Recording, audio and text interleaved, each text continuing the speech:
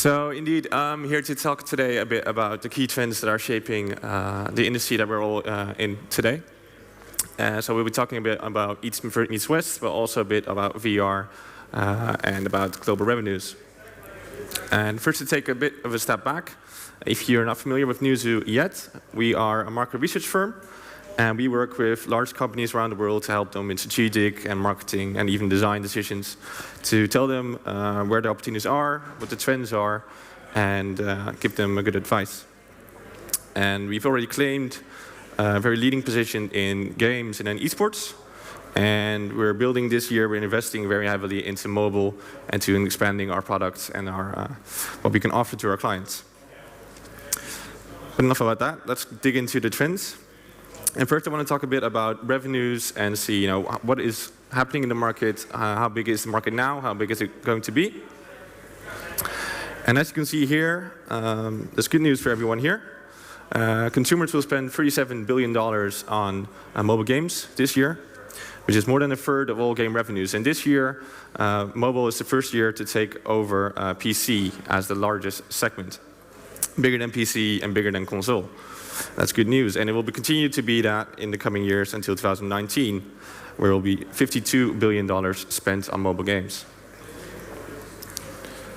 And if you look at it on a regional perspective, so we are here at the East meets West track, most of that revenue is being generated in Asia Pacific, and within Asia Pacific, most of that revenue is being generated in China, Japan, and Korea, the very large mobile gaming, mobile-first countries. We're also seeing very large revenues in North America and Europe and more Western countries, to $13 billion there. And not a huge amount of revenues yet coming from Latin America and Middle East, but of course there's huge and double-digit growth numbers there, so they will catch up eventually. And if you look at the extra growth this year, so an extra $6.5 billion in mobile game revenue spend, you'll see that a lot of this is directly coming from China. Almost half of the growth is directly coming from China, so that's super huge, with 41% year-on-year growth, rapidly growing. But even for other regions in APAC, we see a huge amount of growth, Middle East, Latin America, like I just said. Whereas North America, Western Europe, we're still seeing very healthy growth rates, but they are much more mature. And second, I'd like to talk a bit about how well companies are doing in monetizing in the different regions. So what we did here is look at the public companies' performance in 2015, and we looked at all the Asian companies, how much of their revenues are being made from Asia themselves, and if you look at companies outside of Asia, how big are they in Asia. So if you look at Asian companies here on the left, you'll see that almost all of their revenues, 85%, are being made within the Asia region, whereas only 50% is from the West, or at least outside of Asia.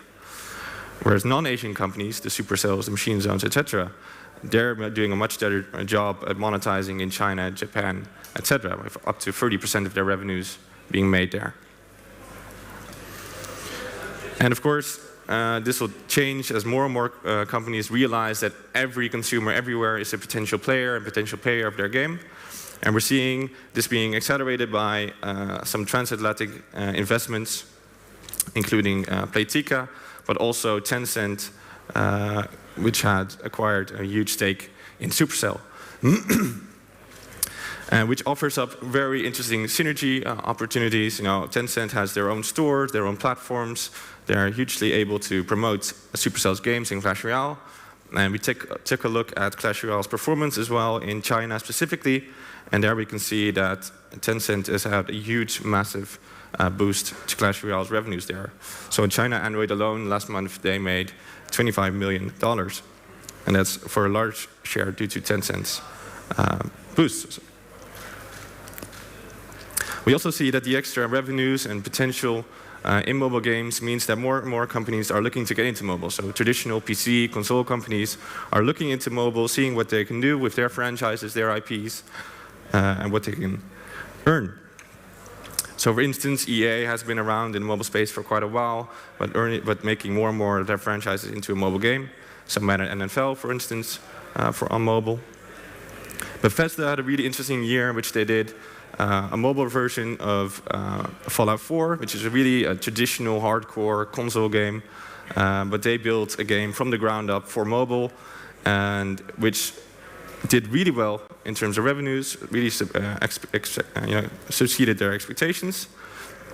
But also it was released a couple of months ahead of their Fallout 4 launch. It was also able to generate a lot of buzz for the Fallout 4 launch. So super cool. Namco Bandai has been turning more and more franchises into mobile. So the last one you see there is even Tekken is on mobile now. And even Nintendo, they haven't. I haven't put Pokemon Go in here because, of course, it isn't from Nintendo, as some people have realized.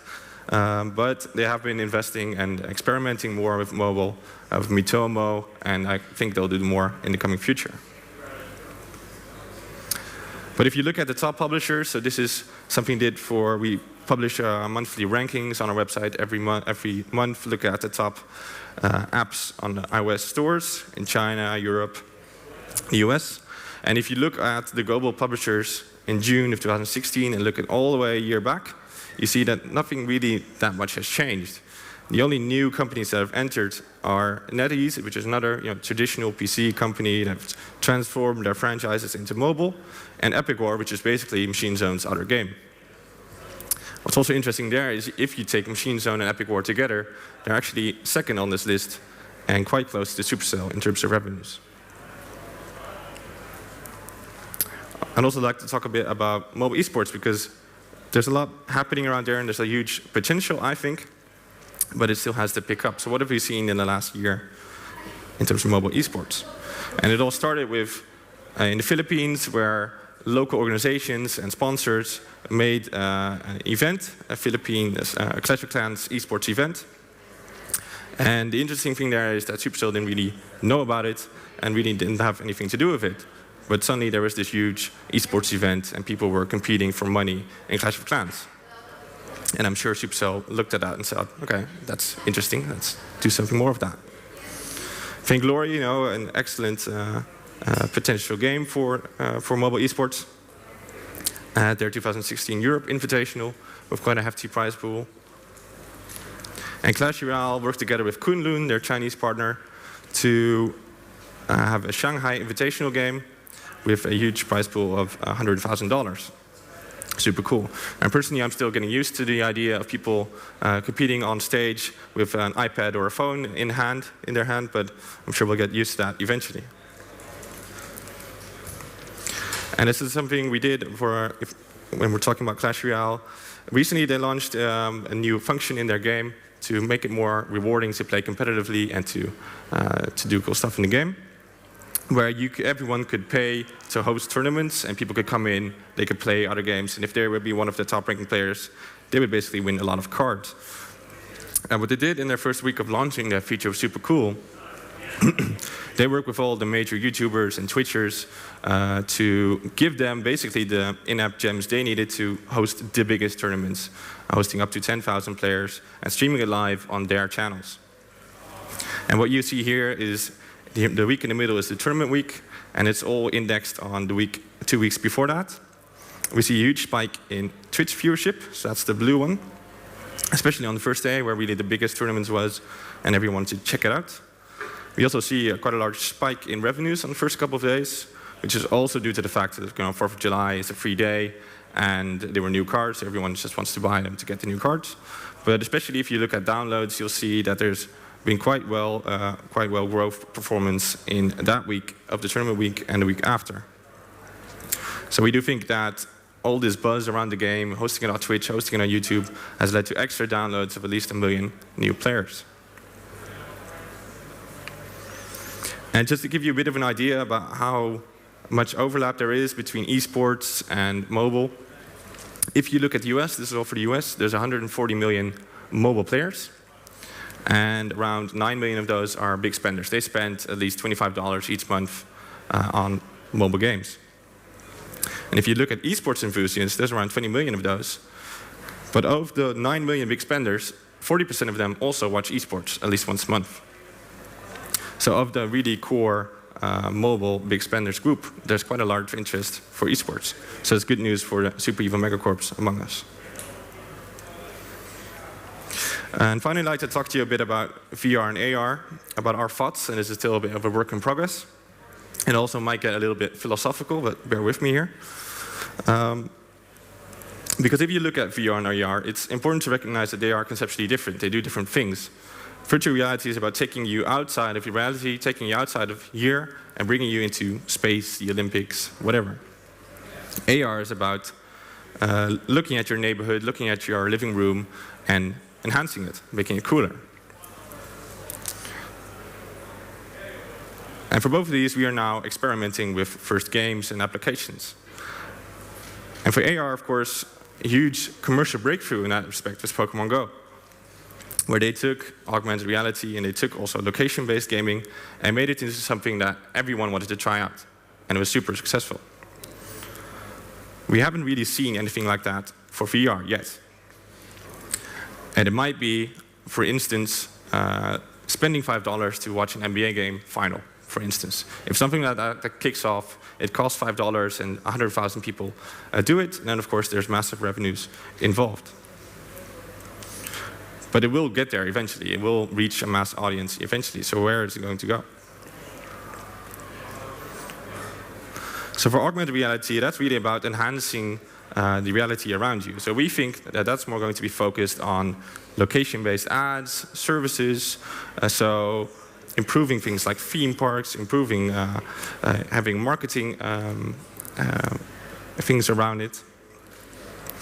And one of the first precursors to a huge adoption of AR right now is the people that are doing stuff with Snapchat, so adding all kinds of filters to your face, basically. And we're seeing this as a precursor to really using AR in your daily life. If you look at virtual reality, that's really about content. That's really about watching something, being somewhere. So we think that the business model there is really going to be in live video streaming, in bringing you content that consumers will love. So that's really about business to consumers. And we're seeing that right now with 360 videos already. And we think this is going to be a precursor of much, much more.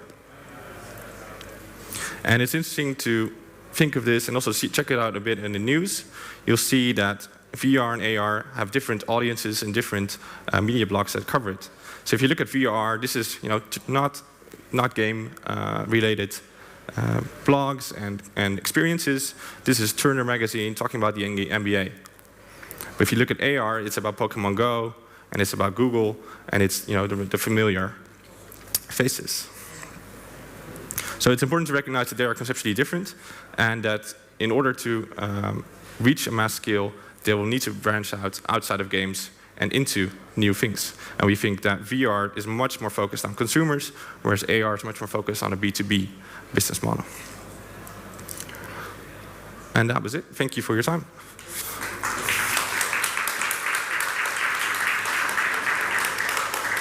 Lots of insight there. Do you have any questions for Jelle? It's the Finnish crowd. It's all right. We need beer, don't you? That's what it is. I know when the beer flows, the questions flow afterwards. Maybe we need to mix things up a little bit. I guess I was really interested in just ask you one question, because it's a nice best question. Sure. So it was interesting you were talking about the global forecast for 2019 and how Asia's APAC is such a big market. Obviously, you didn't break it down there, but what we're hearing from China a lot is China's obviously the biggest single market, but it's kind of topping at the moment. Like the people there are thinking it's too much competition. Yeah. So within Asia, where is the growth? Is it Southeast Asia? Is it India? Where are you seeing, or is it still China that's driving it? Well, it's important to realize that, like you said, China is massive. It will be the biggest mobile country in terms of mobile game revenues this year, bigger than the US. So, and I think it's one of those countries that's incredibly hard to get into and to get revenues from. Yeah. So I think for the moment, people will be more focused on how to get into China and actually monetizing there.